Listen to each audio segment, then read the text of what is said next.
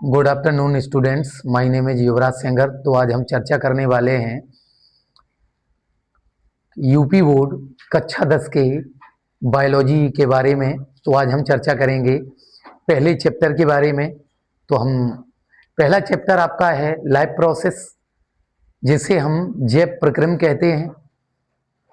तो क्लास शुरू करने के पहले हम आप लोगों को एक थॉट सुनाते हैं कि लहरों में डूबते रहे दरिया नहीं मिला, लहरों में डूबते रहे दरिया नहीं मिला, तुम्हारे बाद फिर कोई वैसा नहीं मिला, तुम्हारे बाद फिर कोई वैसा नहीं मिला। कुछ लोग थोड़ी देर तो अच्छे लगे मगर, कुछ लोग थोड़ी देर तो अच्छे लगे मगर, हम जिसके हो सकें ऐसा कोई नहीं मिला, हम जिसके हो सकें कोई ऐसा नहीं मिला। तो इसके साथ हम शुरुआत करते हैं कि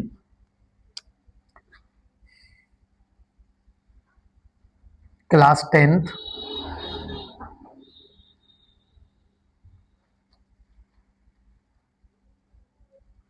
यूपी बोर्ड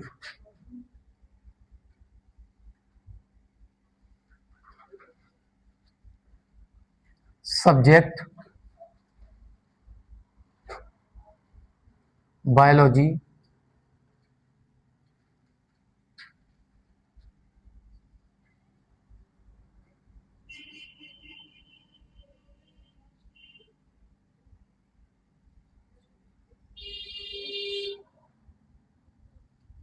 तो आज हम पढ़ेंगे सब्जेक्ट बायोलॉजी के बारे में। हमने आपको पहली क्लास में बताया था कि सिलेबस पे चर्चा की थी।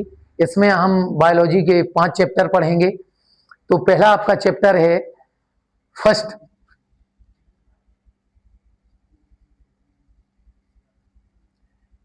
चैप्टर फर्स्ट है जैव प्रक्रम,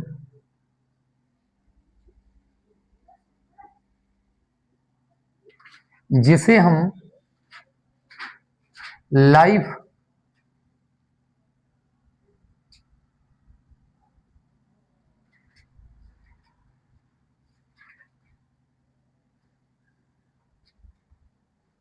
लाइफ प्रोसेसेस कहते हैं। तो हम लोग पढ़ेंगे जैव प्रक्रम के बारे में। तो जैव प्रक्रम में सबसे पहले पढ़ेंगे कि जैव प्रक्रम क्या है। तो हम देखते हैं कि जैव प्रक्रम की परिभाषा क्या है। जैव प्रक्रम की परिभाषा क्या है? जैव प्रक्रम को हम बोलते हैं लाइफ प्रोसेसेस, ठीक है। तो इसकी परिभाषा है वे सभी प्रक्रम जो सामूहिक रूप से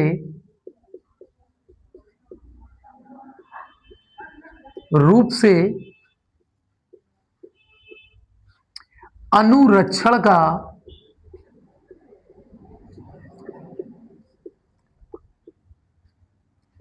कार्य करते हैं,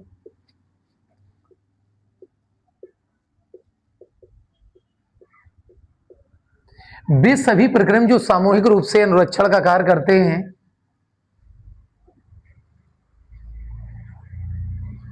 उसे जैव प्रक्रम कहते हैं।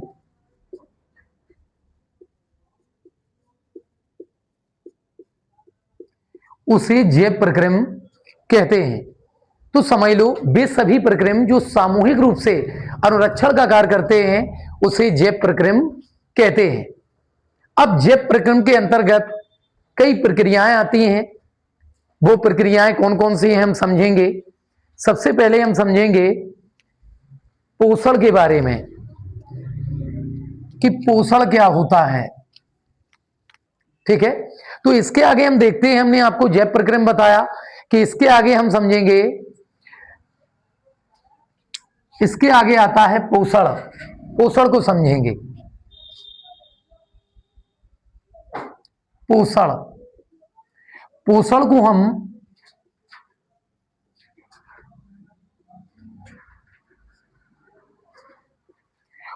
को हम अंग्रेजी में न्यूट्रिशन कहते हैं। पोषण को हम अंग्रेजी में न्यूट्रिशन कहते हैं। अब आप पोषण को समझो कि पोषण क्या होता है। मतलब वह प्रक्रिया जिससे जीव जंतुओं को ऊर्जा प्राप्त होती है, उसे हम पोषण कहते हैं। वह प्रक्रिया जिससे जीव जंतुओं को ऊर्जा प्राप्त होती है, उसे हम पोषण कहते हैं।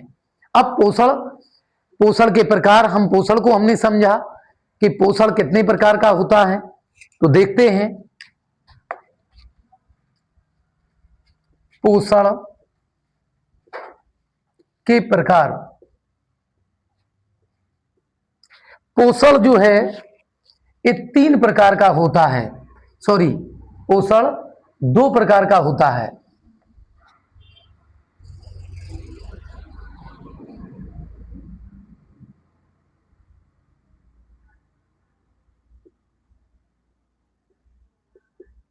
पोषण 2 प्रकार का होता है।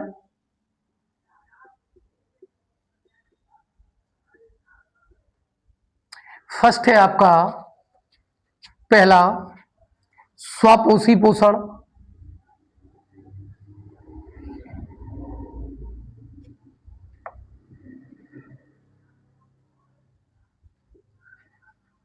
स्वपोषी पोषण को हम अंग्रेजी में बोलते हैं, स्वपोषी पोषण को बोलते हैं अंग्रेजी में ऑटोट्रोपिक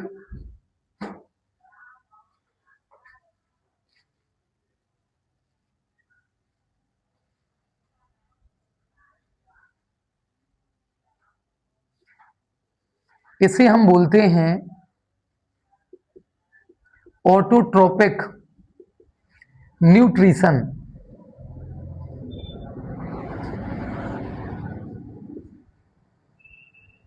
इसे हम अंग्रेजी में बोलते हैं ऑटोट्रोपिक न्यूट्रिशन, स्वपोषी पोषण। अब इसे आप समझें कि स्वपोषी पोषण कौन कौन से जीव जंतु करते हैं, कौन करता है। तो स्वपोषी पोषण करता है, इसके एग्जाम्पल हैं। अब स्वपोषी पोषण में जो जितने भी पेड़ पौधे हैं वो सभी स्वपोषी पोषण करते हैं। तो कौन करता है स्वपोषी पोषण करते हैं, होता है सभी हरे पेड़ पौधों में, सभी हरे पेड़ पौधे व जीवाणु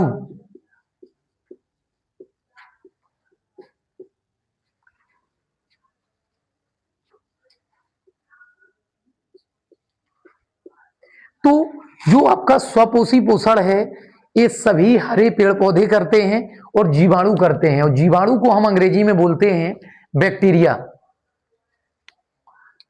तो स्वपोषी पोषण होता है वह पोषण जिसमें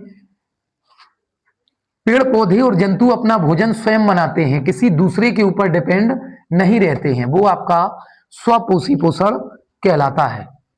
अब सेकंड हम करेंगे चर्चा। सेकंड होता है आपका परपोषी पोषण या विषम पोषी पोषण। सेकंड है परपोषी पोषण या विषम पोषी पोषण। परपोषी पोषण या विषम पोषी पोषण, इसे हम अंग्रेजी में बोलते हैं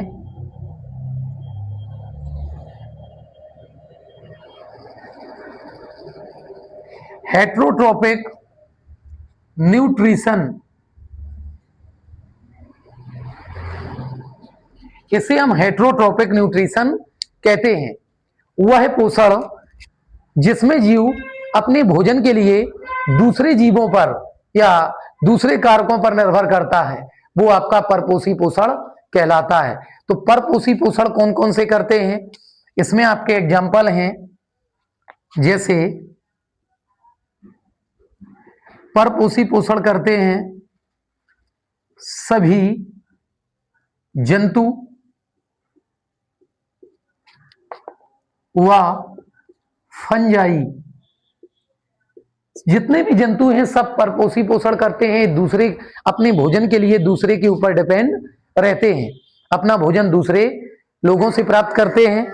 और फंजाई, फंजाई हम बोलते हैं कवक को, कवक एक प्रकार के मृतजीवी पौधे होते हैं। ठीक है, तो अभी आपने समझा परपोषी पोषण के बारे में।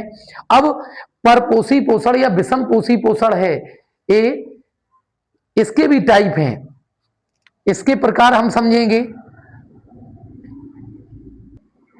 अब इसके आगे देखो, हमने आपको परपोषी पोषण या विषम पोषी पोषण बताया। अब परपोषी पोषण या विषम पोषी पोषण यह 3 प्रकार का होता है। अब हम समझते हैं परपोषी पोषण या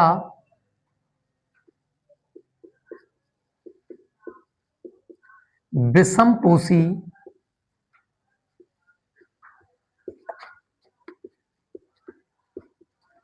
पोषण के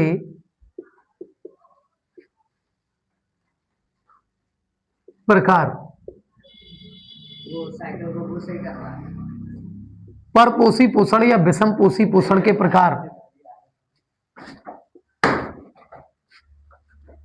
टाइप्स ऑफ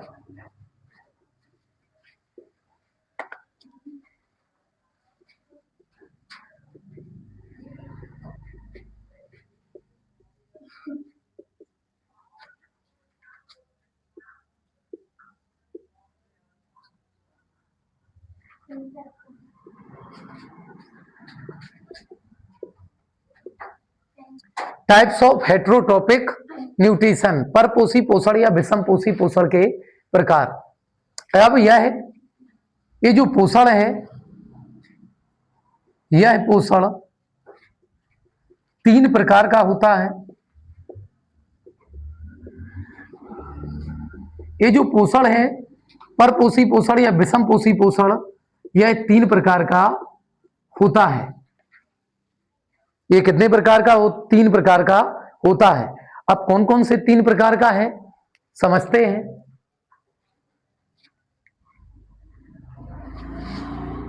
तो परपोषी पोषण और विषम पोषी पोषण है, ये हमने प्रकार बताए कितने प्रकार के होते हैं, 3 प्रकार के होते हैं। समझते हैं हम कौन कौन से 3 प्रकार हैं। पहला होता है, फर्स्ट है, इसके हम टाइप जानते हैं।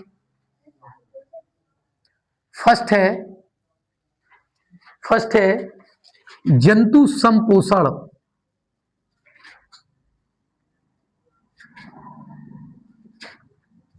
जो जंतु संपोषण है,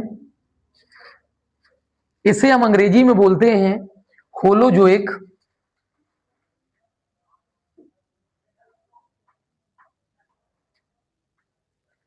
न्यूट्रिशन। होलोजोइक न्यूट्रिशन ये कौन करता है, जो आपका फर्स्ट है, ठीक है,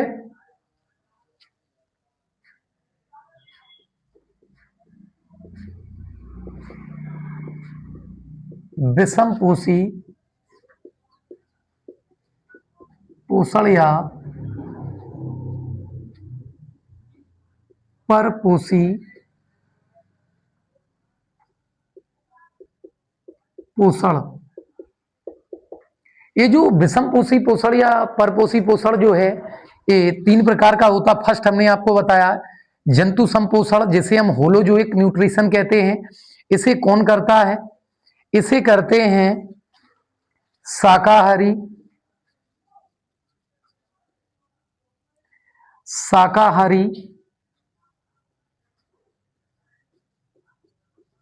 मांसाहारी तथा सर्वाहारी। अब इसे हम बोलते हैं, शाकाहारी को अंग्रेजी में हम वेजिटेरियन कहते हैं, मांसाहारी को नॉन वेजिटेरियन कहते हैं, और सर्वाहारी को हम ओमनीवोरस या ओमनीवोर कहते हैं। ठीक है, तो ये शाकाहारी, मांसाहारी और सर्वाहारी जंतु संपोषण करते हैं।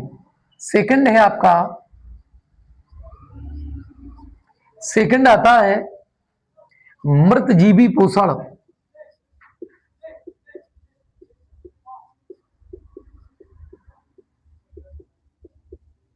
मृतजीवी पोषण, तो मृतजीवी पोषण को हम सेप्रोबायोटिक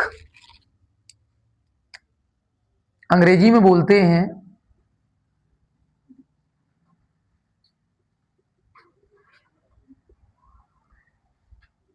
सेप्रोबायोटिक न्यूट्रिशन, ठीक है।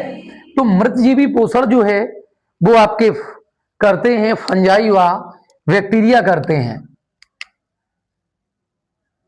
फंजाई को हम हिंदी में कवक कहते हैं और बैक्टीरिया को हम हिंदी में बोलते हैं जीवाणु।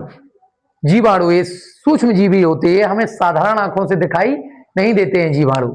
तो मृतजीवी पोषण को हम अंग्रेजी में सेप्रोबायोटिक न्यूट्रिशन कहते हैं, ये फंजाई और बैक्टीरिया करते हैं। तीसरा आपका आता है, थर्ड है, थर्ड देखते हैं,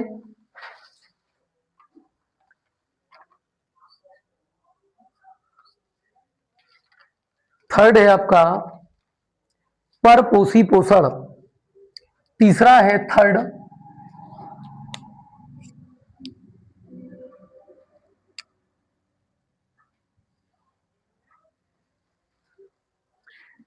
तीसरा थर्ड है परजीवी पोषण।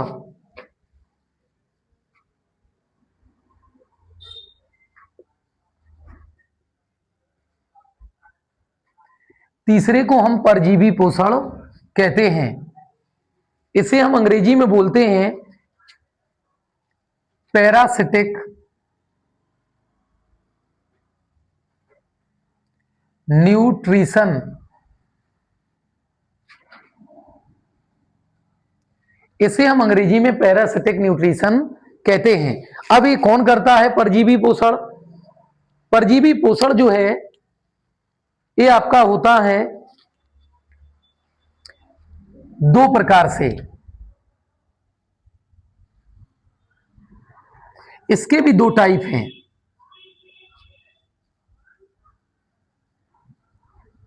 अंतःपरजीवी, ये अंतःपरजीवी द्वारा होता है। अंतःपरजीवी को हम बोलते हैं इंडो पैरासाइट्स अंग्रेजी में।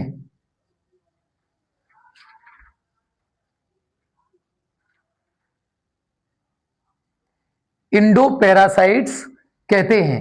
अब अंतःपरजीवी कौन कौन से होते हैं? इसके अंतर्गत आते हैं चपटे कृमि,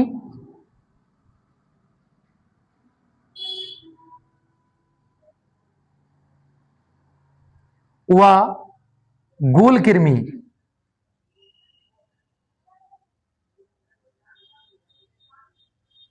अब चपटे कृमि आपके होते हैं टैपवॉर्म,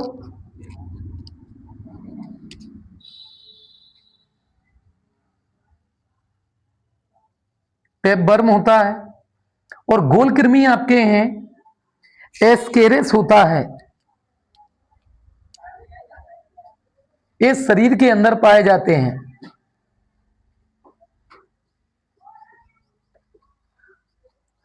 एस्केरिस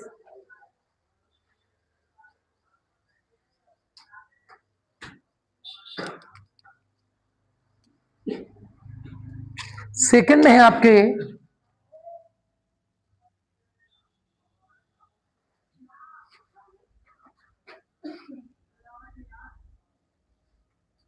वह है परजीवी।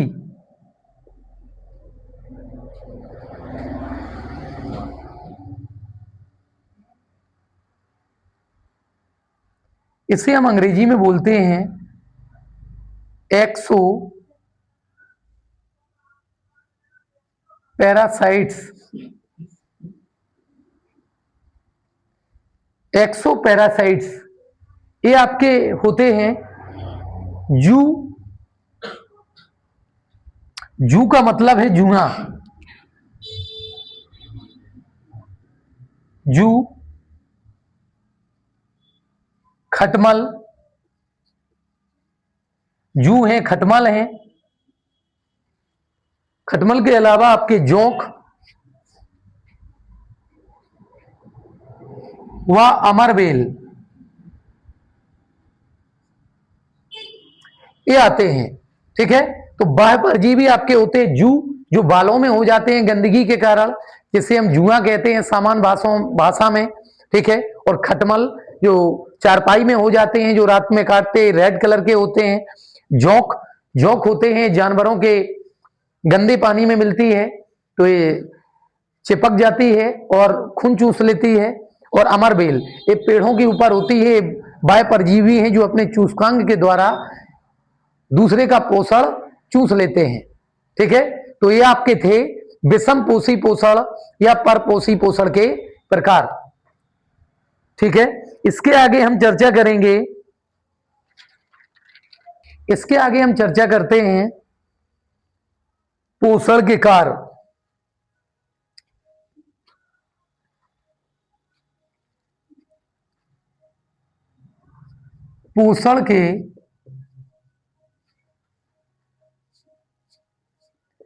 पोषण के कार्य, इसके कार्य क्या होते हैं, इसे हम अंग्रेजी में बोलते हैं,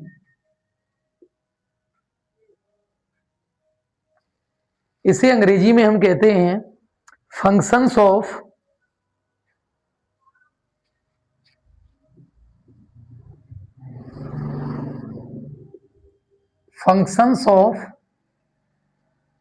न्यूट्रिशन।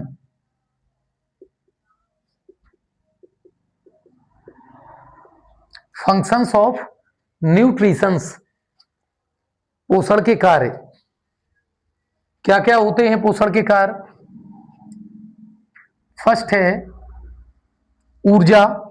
पोषण से हमें ऊर्जा प्राप्त होती है, ऊर्जा मिलती है। ऊर्जा, ऊर्जा को हम एनर्जी कहते हैं।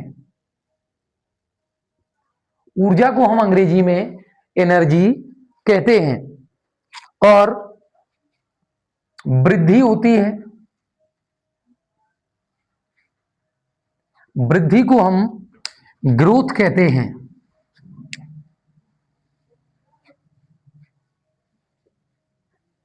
वृद्धि को हम ग्रोथ कहते हैं। वृद्धि को हम अंग्रेजी में ग्रोथ कहते हैं। इससे वृद्धि होती है, शरीर में बढ़ोतरी होती है। इसके बाद मरम्मत होती है, मरम्मत जिसे हम बोलते हैं अंग्रेजी में रिपेयर।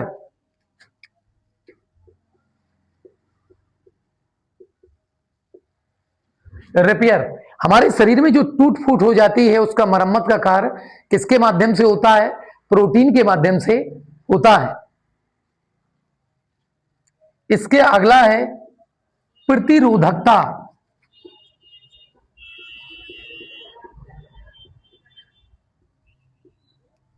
प्रतिरोधकता को हम अंग्रेजी में इम्यूनिटी कहते हैं। भोजन से हमें प्रतिरोधक क्षमता प्राप्त होती है, जो शरीर क्या करता है? रोगों से लड़ने में सक्षम रहता है। शरीर की रोगों से लड़ने की क्षमता को हम प्रतिरोधक क्षमता कहते हैं। अगर हमारे शरीर की प्रतिरोधक क्षमता नष्ट हो जाएगी तो हमारा शरीर रोगों के प्रति निष्क्रिय हो जाएगा, लड़ नहीं पाएगा। तो हमारी इम्यूनिटी सिस्टम को मजबूत करने का काम पोषण करता। तो हमने आपको बताया कि पोषण के कार्य ऊर्जा, पोषण से हमें ऊर्जा प्राप्त होती है, वृद्धि होती है, ग्रोथ होती है, शरीर मरम्मत होती है। अगर शरीर में कोई टूट फूट हो जाती है उस मरम्मत का कार्य प्रोटीन के माध्यम से होता है, और प्रतिरोधक क्षमता बढ़ती है, जिसे हम अंग्रेजी में इम्यूनिटी कहते हैं। इसके आगे हम चर्चा करते हैं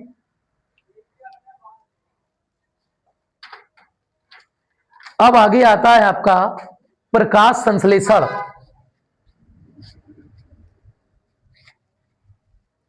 अब इसके आगे हम चर्चा करेंगे प्रकाश संश्लेषण के बारे में। इंपॉर्टेंट है, आता है। प्रकाश संश्लेषण को हम अंग्रेजी में फोटो सिंथेसिस कहते हैं। प्रकाश संश्लेषण को हम फोटोसिंथेसिस कहते हैं। अब प्रकाश संश्लेषण की परिभाषा क्या है कि वह प्रक्रिया जिसके द्वारा पेड़ पौधे अपने भोजन की प्राप्ति करते हैं या भोजन बनाने का कार्य करते हैं, किसकी उपस्थिति में?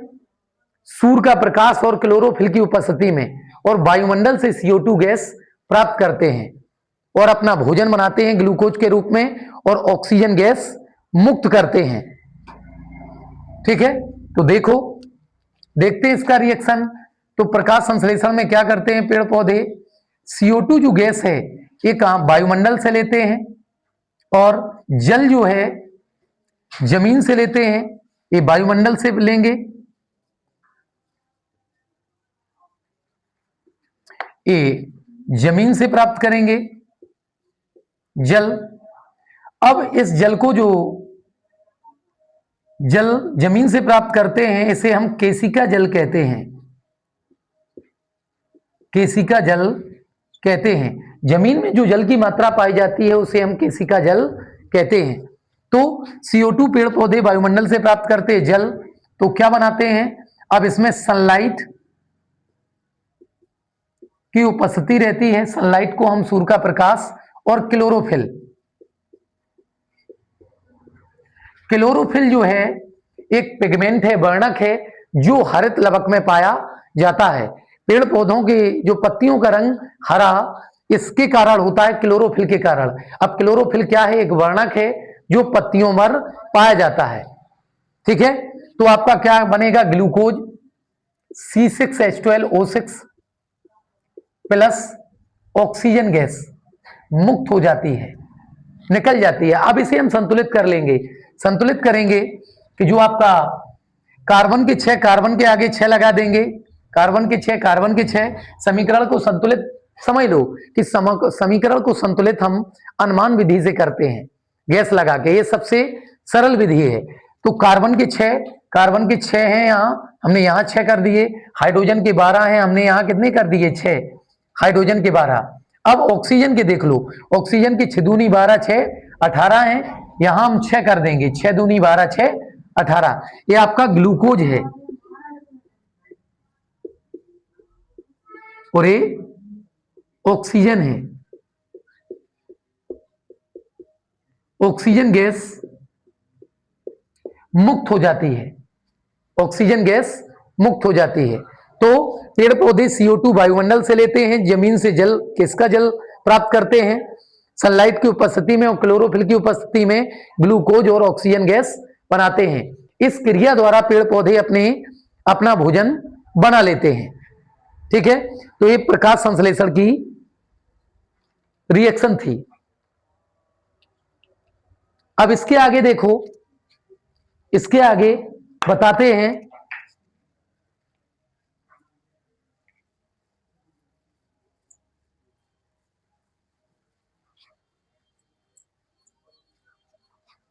प्रकाश संश्लेषण के कारक, factors of photosynthesis.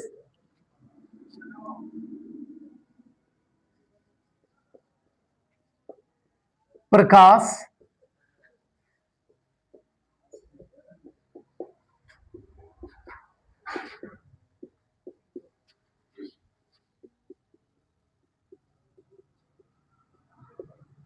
Factors of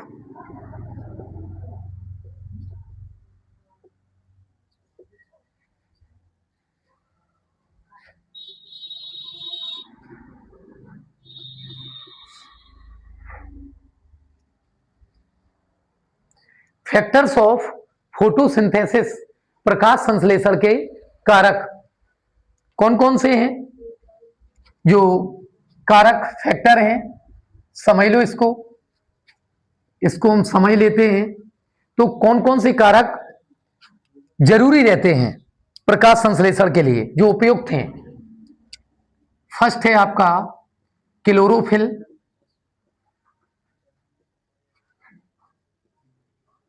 इसे हम हिंदी में परहरम कहते हैं। CO2 carbon dioxide. तीसरा आपका जल, जिसे हम वाटर कहते हैं अंग्रेजी में। और चौथा आपका है चौथा आपका होता है सूर्य का प्रकाश। सूर्य का प्रकाश जिसे हम अंग्रेजी में सनलाइट कहते हैं। तो क्लोरोफिल, CO2, जल और सूर्य का प्रकाश ये प्रकाश संश्लेषण के लिए आवश्यक कारक हैं। ठीक है, तो इसके आगे हम चर्चा करते हैं प्रकाश संश्लेषण का महत्व क्या है। प्रकाश संश्लेषण का महत्व, प्रकाश संश्लेषण का महत्व।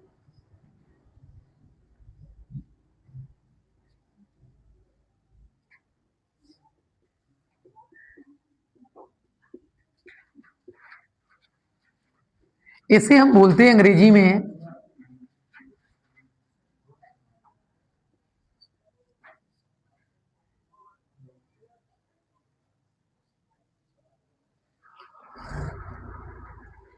Significance of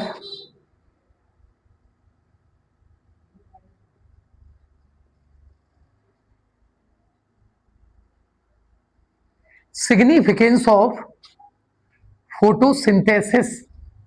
significance of photosynthesis मतलब प्रकाश संश्लेषण का क्या महत्व है। पहला है इसका महत्व ऊर्जा स्थानांतरण,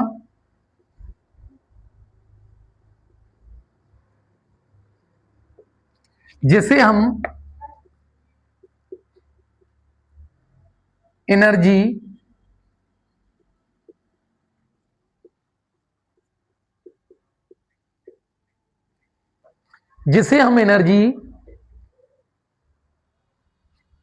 ट्रांसफॉर्मेशन कहते हैं। ऊर्जा स्थानांतरण का काम करता है। ठीक है, प्रकाश संश्लेषण के माध्यम से ऊर्जा प्राप्त होती है, वो ऊर्जा पूरे पेड़ पौधे में ट्रांसफर होती है, एक जगह से दूसरे स्थान पर पहुंचती है। सेकंड है ऊर्जा स्थानांतरण है। ऊर्जा स्थानांतरण के आगे ऑक्सीजन का स्रोत,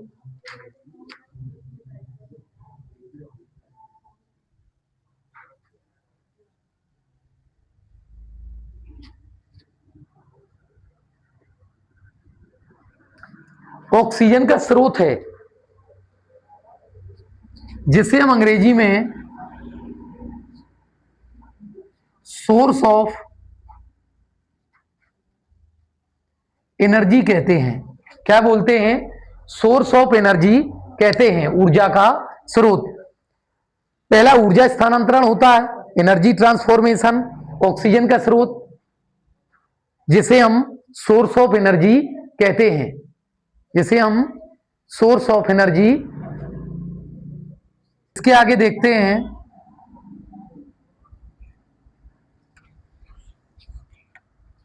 CO2 के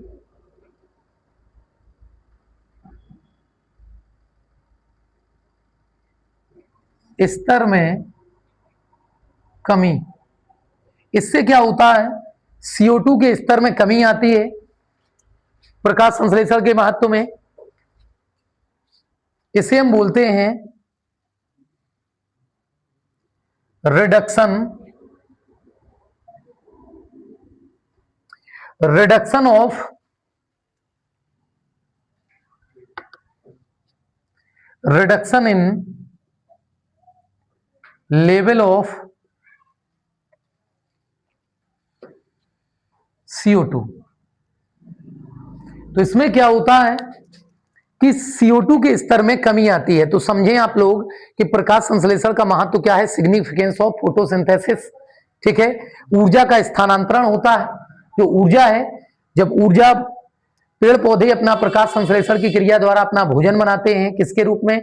ग्लूकोज के रूप में। ग्लूकोज का फॉर्मूला होता है C6H12O6। ठीक है, तो इससे क्या होता है? ऊर्जा का स्थानांतरण, जिसे हम एनर्जी ट्रांसफॉर्मेशन कहते हैं अंग्रेजी में। इसके बाद ऑक्सीजन का स्रोत, सोर्स ऑफ एनर्जी है, ऑक्सीजन का स्रोत है। ऑक्सीजन हमें प्राप्त होती है। और CO2 के स्तर में कमी, reduction in level of CO2, CO2 के स्तर में क्या आती है, कमी आती है। ठीक है, तो ये आपके प्रकाश संश्लेषण के कारक हैं। ठीक है, तो पहले हम बात कर रहे थे किसके, पोषण के बारे में। तो पोषण के, हमने पोषण आपको बताया, पोषण के बाद आपने पोषण के टाइप पढ़े, पोषण के बाद इसके प्रकाश संश्लेषण, प्रकाश संश्लेषण के अलावा अब आगे और जो है वो हम अपने नेक्स्ट वीडियो में चर्चा करेंगे, नेक्स्ट वीडियो में चर्चा करेंगे। आज के लिए इतना ही, आज के लिए इतना ही। ये जो क्लास थी हमने आपको बताया, तो अब चलते चलते एक हम थॉट याद आ गया, वो सुना देते हैं आप लोगों को कि मुझ में कितने राज हैं बतलाऊं क्या, मुझ में कितने राज हैं बतलाऊं क्या, बंद एक मुद्दत से हूँ खुल जाऊं क्या, बंद एक मुद्दत से हूँ खुल जाऊं क्या, और एक वो ही पत्थर है मेरी राह का, एक वो ही पत्थर है मेरी राह का, अगर न ठुकराऊं तो ठोकर खाऊं क्या।